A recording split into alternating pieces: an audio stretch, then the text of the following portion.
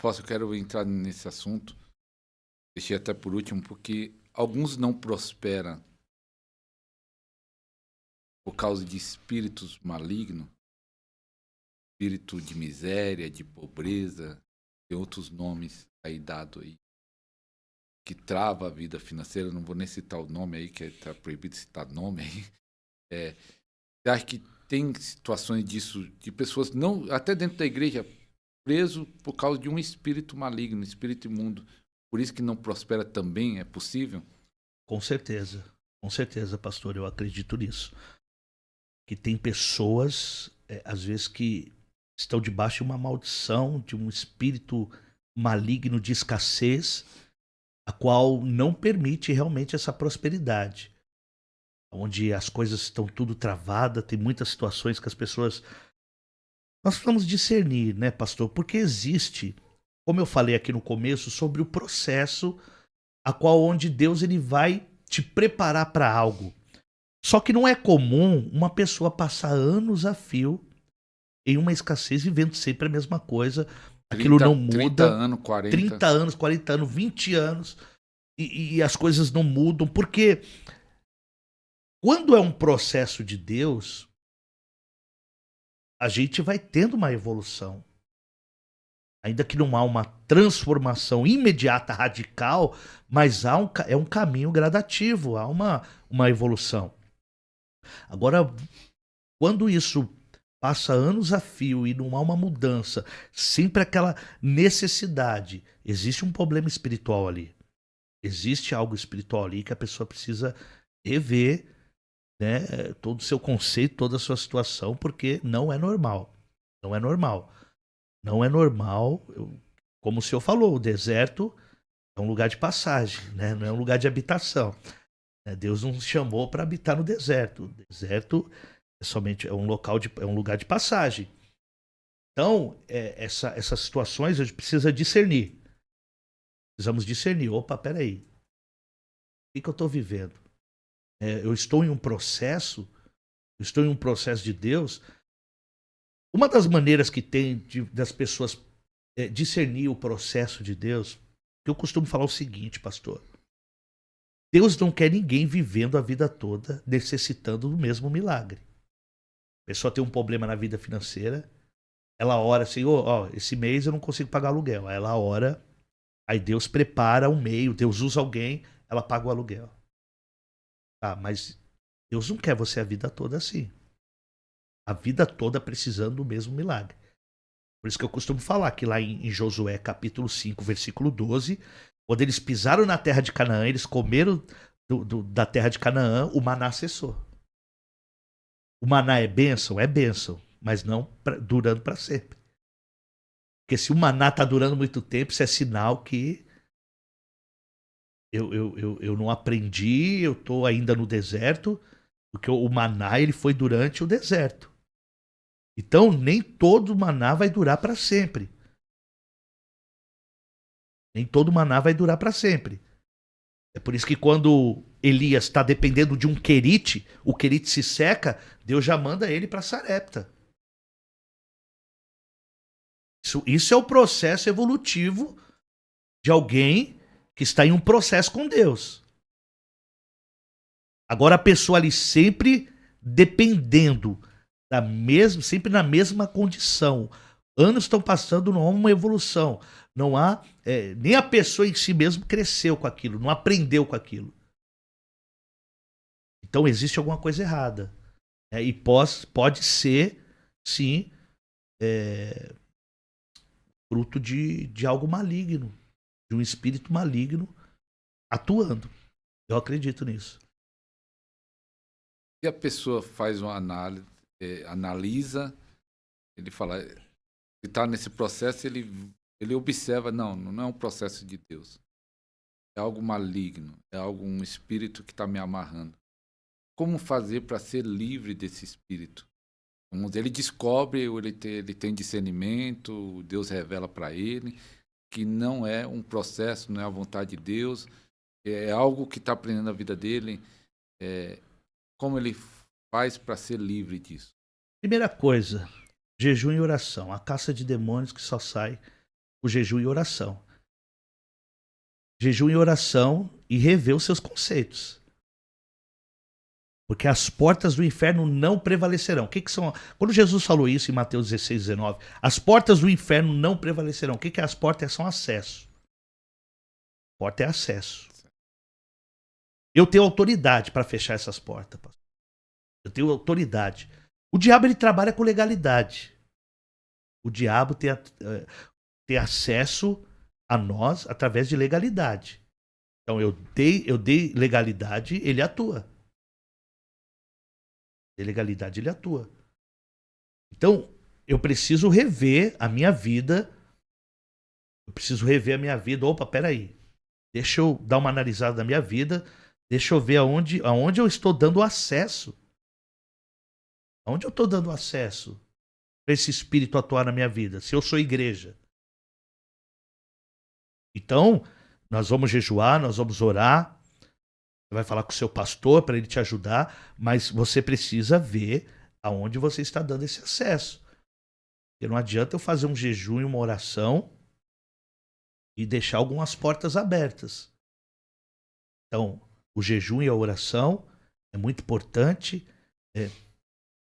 é algo necessário, mas eu preciso rever. Opa, peraí, eu tô cumprindo os princípios, tem alguma porta aberta, tem alguma legalidade.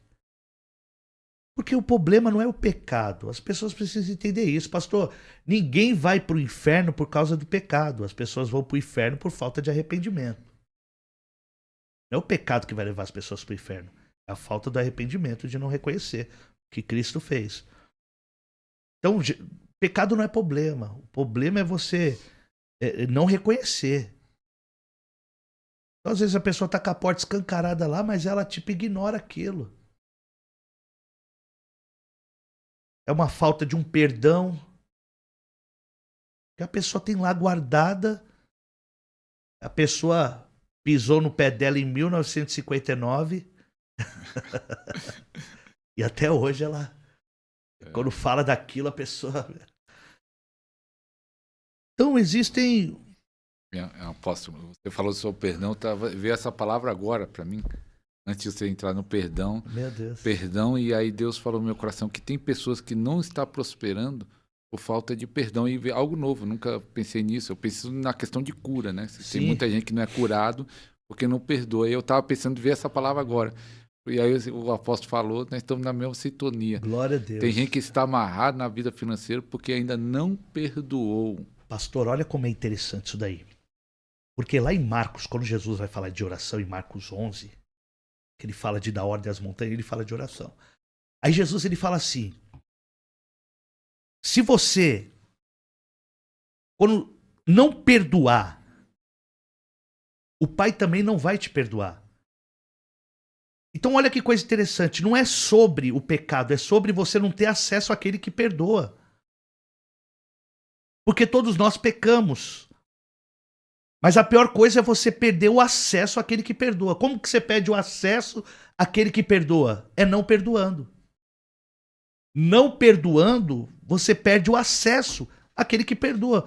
Porque se você não perdoar, Deus não vai te perdoar. Isso é bíblico, Jesus falou isso.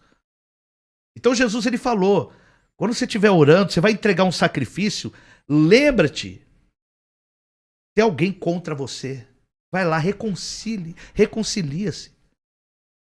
Então, uma das portas que impede a prosperidade, a bênção de Deus, a comunhão com o Senhor, é justamente isso. E isso é uma brecha. Então, a pessoa, às vezes, é uma salinha que ela tem aqui, que ela fechou a porta e ela não quer nem tocar nisso aí.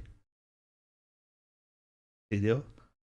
E isso tem que ser confessado, isso tem que ser liberado. E às vezes ela está vivendo, está tudo isso, as coisas travadas, a situação, porque ela não está tendo acesso a Deus. Ela não está tendo acesso ao Senhor. Posso ver Eu acho que tá minha mente assim, trabalhando. O download aqui hoje download tá... A conexão tá boa aqui hoje. Nesse dia tô numa consagração buscando, nós fica mais sensível, né?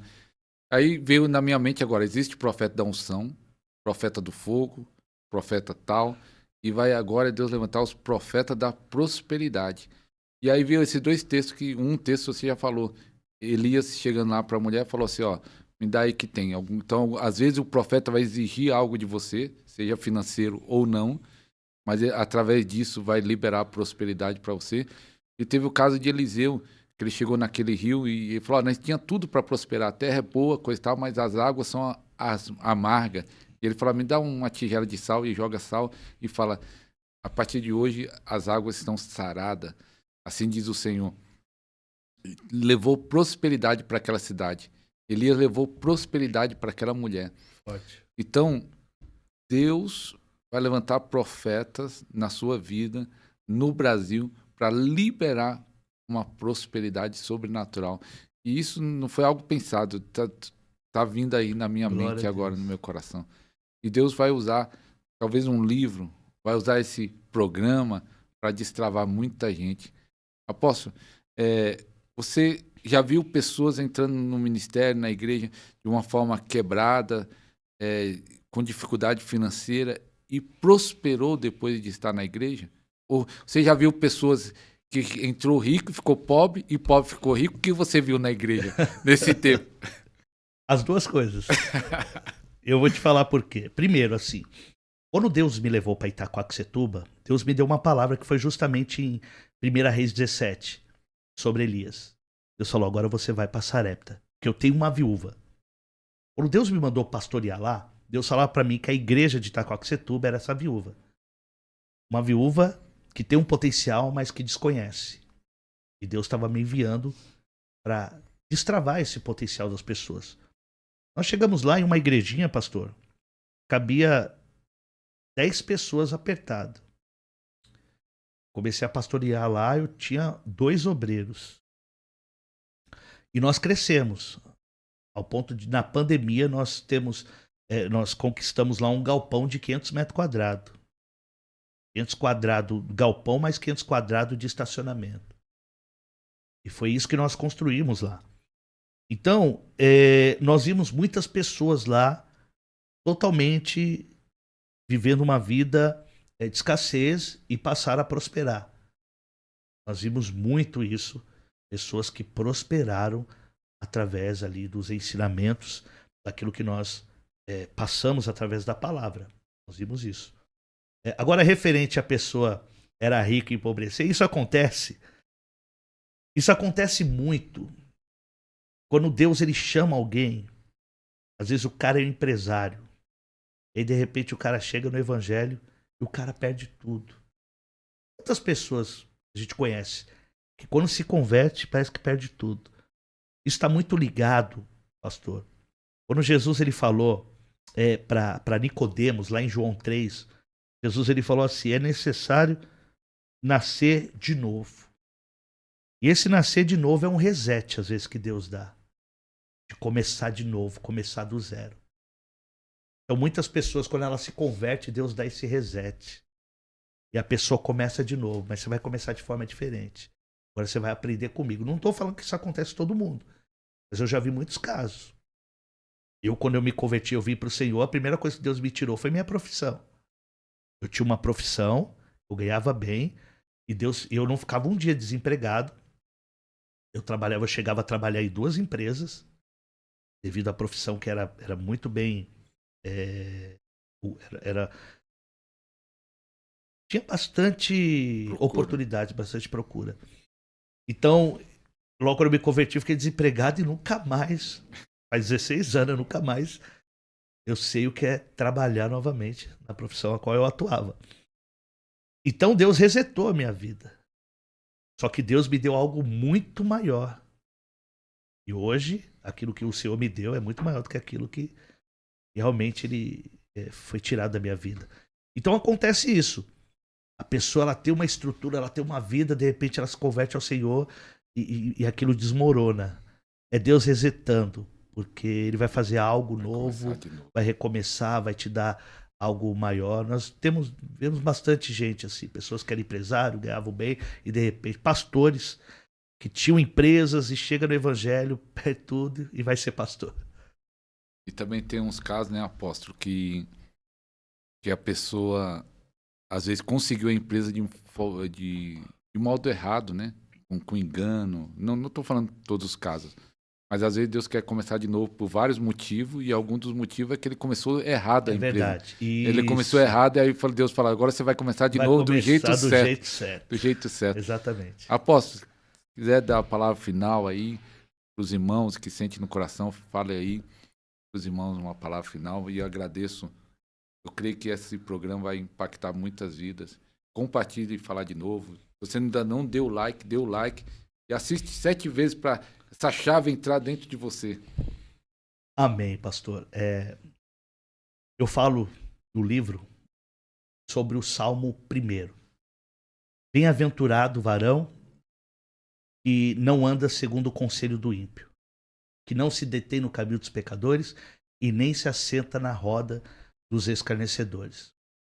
O Senhor fala justamente aqui de relacionamento.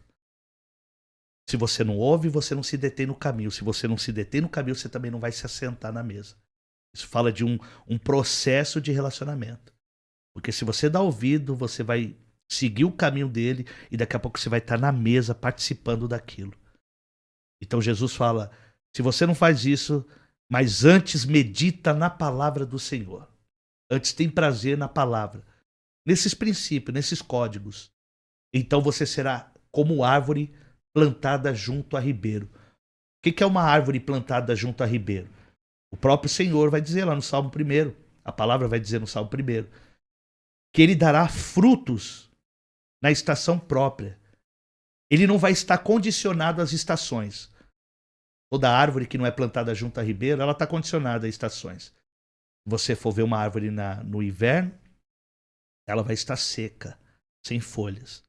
Na primavera ela vai estar florescendo. Agora, uma árvore plantada junto a ribeiros, ela não está condicionada às estações. Ela dará fruto na estação e fora da estação. Ela dará fruto a todo momento. Ela dará fruto a tempo e a fora de tempo. Por isso que quando Jesus ele amaldiçoou aquela figueira, eu já me perguntei por que Jesus amaldiçoou uma figueira que não estava dando fruto, já que não era tempo de dar fruto. Como Jesus foi tão rude com aquela figueira? É porque ela não era uma figueira plantada junto a ribeiros. Então ela tinha um tempo certo para dar fruto. E aquele que o Senhor chama, nós daremos fruto a tempo e a fora de tempo. Essa é a prosperidade de Deus. Porque nós estamos enraizados nesse ribeiro, que é o Senhor Jesus, e que faz nós darmos fruto a tempo e a fora de tempo. E é isso, meu pastor. Glória a Deus. Obrigado, apóstolo. Obrigado a todos. Amém. Deus abençoe. Até o próximo programa. Glória a Deus. Seja um mantenedor deste ministério. Deposite seu voto de fé, sua oferta ou dízimo nas contas bancárias ou através do Pix.